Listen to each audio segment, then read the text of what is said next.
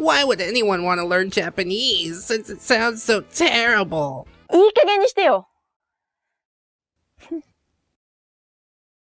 Hello friends and welcome back to ReddX, your source for the freshest daily Reddit content.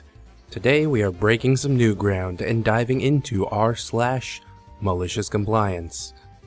This subreddit is kind of like the more sociable cousin of Petty Revenge, which we'll get into quite shortly. Spoilers. But without any further delay, let us see what it holds for us. 35 years ago, when I was a waitress in a diner, a family came in and each ordered a meal. I like that transition. There was a kid about maybe 12 years old, and with his meal he ordered a small drink. Times have mostly changed now, but then free refills weren't a thing. Still aren't in most places, honestly. You got your drink, but you had to pay for a refill. I don't remember how much it cost. It was 35 years ago. A nickel! A shiny buffalo nickel! So I brought out the drinks, and the kid was kind of snotty, going on about how he ordered a large drink, not a small drink. He hadn't done that, and normally I wouldn't mind switching it, but his unnecessary rudeness irritated me.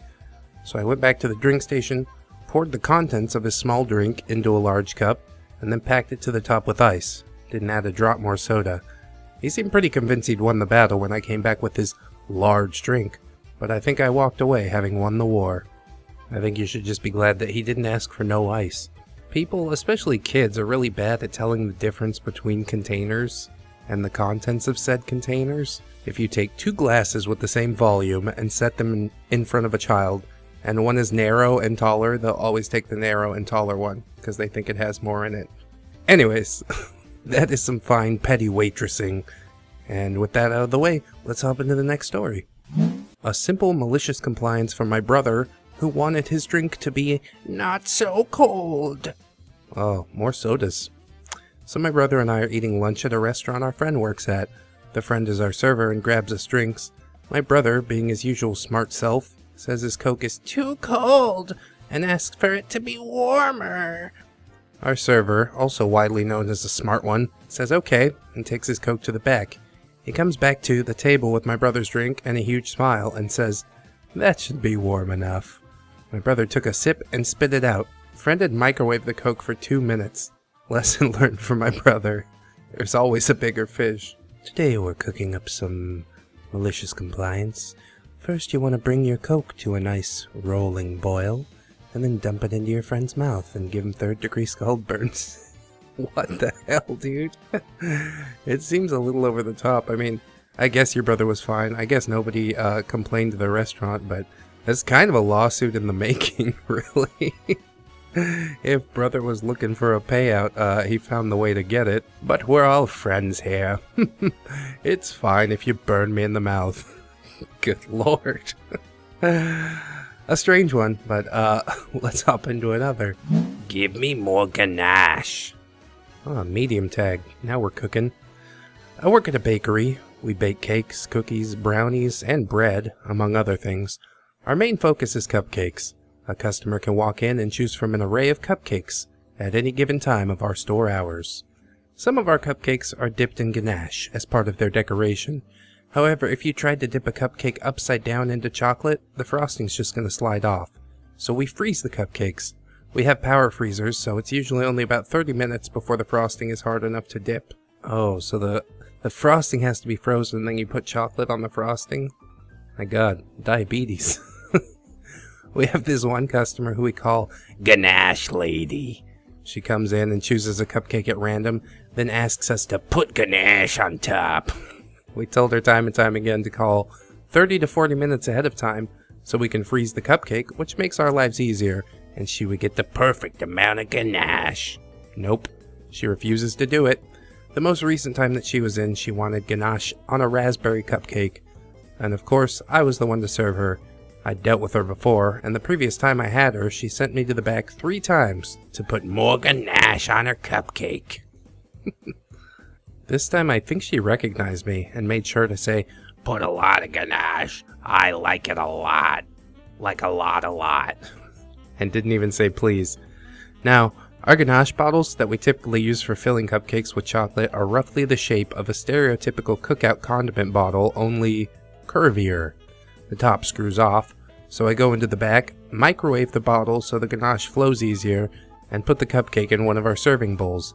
I unscrew the top and turn the bottle completely upside down and just let it run. When the cupcake is completely covered on top and ganache is dripping down the sides, I take it back to the ganache lady. I would have poured the whole bottle on the cupcake if I could have gotten even half the reaction that she gave me. She stared at it for a solid 20 seconds in complete silence before glaring at me. Ganache lady: I didn't mean that much. OP: I'm sorry. You said a lot. Ganache lady: It's fine. I didn't mean that much, but it's fine.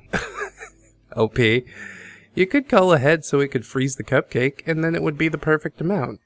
She glares at me more and proceeds to lick some chocolate off her fingers, and puts her chocolatey spit-covered fingers on my pen to sign the receipt. Ugh! This lady's like a toddler. I threw the pen out, but since then she's been much less picky. Also, thanks for gold. I think that she only didn't call ahead because she wants to come in and, like, look at the cupcakes and pick the perfect one. You know, that's part of the ceremony when you're going to a place. But if you're gonna be that way, then don't mind waiting. Just be like, oh, I want this cupcake. Please get it ready. I'm gonna go get a haircut or something like that. I don't understand the logic here, but I do like the thought of just handing a lady, like, a chocolate-covered Burj Khalifa. Here you go. Enjoy. And then the fact that she's like, yeah, it's fine. I actually like it like this. You should do this every time. Cutting deep into that profit margin, OP. Oh, Lord. The last one is beefy, so prepare yourselves, and let's get into it. Military spouse accuses me of cheating on my husband. With my husband. What a twist! I've been living in Japan for a little over 2 years with my husband. He was born here, and we decided to move to his hometown. It's a small city, but there's enough to do without getting bored. I'd describe us as an AMWF couple, Asian man, white female, for those who don't know. It's not so common in Western countries, and it can feel like we're some rare shiny Pokemon as AMWF in rural Japan. Lots of staring, occasional secret picture, or even small chats if an old lady is brave enough to approach us. It can feel uncomfortable eating at restaurants because kids will turn around in their seat and stare at us the whole time with an open fish mouth. Coincidentally, there's a small military base located in this city. The closer you are downtown, the more American families you see. I'm constantly mistaken for being military by Americans and Japanese, which is understandable. Besides myself, I only know 5 other interracial marriages here. It's always locals who ask about my American husband when I'm alone, to which I respond in Japanese, Watashi no are wa Nihonjin desu. Koko ni sundu imasu. My husband is Japanese, and I live here, or something along those lines. Americans never ask about my marriage as they assume my spouse is American. When we are together in public, we do abnormal couple behaviors such as holding hands. No, couples rarely hold hands in public, let alone say I love you. We don't go downtown too often since it's all pay to park and it's a nightmare to find a place. It was a beautiful warm day for the first time in months, but we decided to battle for a spot and walk around the shops. The crowd was heavy since the weather was great and winter was ending. The season for new American families to move here just finished, so I'm sure this was many people's first time to leisurely walk and shop outside. We find a parking spot and made our way to the outside shops. Of course, we're holding hands and casually talking and laughing. Wow! I hear this from an American woman about 10 feet behind us. You should know that a Japanese stereotype against Americans is that we are rudely obnoxious and loud. For good reason, honestly. And this wow was loud enough for me to turn my head around at the noise. She was with 2 other moms who had like 3 kids each. They were staring at me, but perhaps we just accidentally had eye contact at the right time. Seriously? Another little homewrecker is doing this in public? Chill, woman. You're so loud, even I can hear you. We find a table nearby at the Starbucks outside. We're enjoying our drinks when the same group of women approaches us with their strollers in tow. They definitely had some sort of purpose with something to say to us. Let's call her Ona, woman in Japanese. You call her whatever you want. I'm gonna call her Entitled Mother. Entitled Mother. Excuse me, but you need to keep whatever you're doing in your messed up home. Doing that in public, in front of families to see, is disgusting and immoral. My kids don't need such a bad display of marriage. I'm so confused, as was my husband, who can speak English, who knew drinking coffee outside was a crime against humanity and marriage. OP, I'm sorry, what did we do? Entitled Mom, You know exactly what you're doing. and she points to my wedding ring. OP, no, I don't. Entitled Mother, Good lord, does your husband know about this? Is he on a ship right now? That's so like a dependopotamus. her friends laugh. In case you don't speak military, a dependopotamus is slang for a military wife who stays at home all day, doesn't clean, uses their spouse as an ATM, and looks like Jabba the Hutt. It dawns on me that she thinks I'm a military spouse, and that I'm cheating on my American husband. I started laughing because she's suggesting that I'm cheating on my husband with my husband. OP, this is my spouse. I'm actually not part of the military community, and I have a Japanese visa. Entitled Mother looks my significant other up and down. The two women behind her apologize, but Entitled Mother didn't believe it. Entitled Mother, No one would voluntarily want to live in this little town. Nice lie, but you're not representing the military community. You make all of us wives look like whores. Who's your husband and what's his rank? Also, I need your dependent ID. My husband is a high rank, so he'll make sure your husband is aware of your infidelity. She pulls out her phone to type my response. I'm offended since this is actually a nice place to live and very open to foreigners, which is not extremely common in Japan, honestly. OP, look, my husband's name is Ray. Not his real name. I don't want to reveal his personal info. And he's sitting right here. I'm not going to show you my military ID since I don't have one. And you're not the police. As proof, you can obviously see our wedding bands match. And here's a picture. Why would you even bother showing her a picture? Just let her embarrass herself. I show her my phone screen, which is of us in traditional Japanese clothes on our wedding day. Her eyes became huge at the picture. Her two friends and their spawn have already started walking away. Entitled Mother, Why are you in a relationship with him? You should be in a normal relationship and start having a family with American kids. She says some other statements which I'd consider racist against the Asian race. It's so ironic because we are in Japan, and she's fussing about me being married to a Japanese man. My husband's been quiet throughout the whole exchange, and says to me that we should go. I agree, and stood up. OP, stop. The things you're saying are extremely offensive. I was part of the military community myself some years ago, and what you're doing is against spousal conduct. She smirked.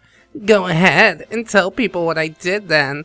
My high-ranking husband's an E7, and everything will be swept under the rug no matter what happens. You can't touch me. All I really gotta do is report you to an officer. So that's what I did. Note, this is a small military community. Someone does something minor, and it's talked about between wives like chickens. Later that day, I run into my friend who works on the base, and she's well known in the community for being one of the main event coordinators.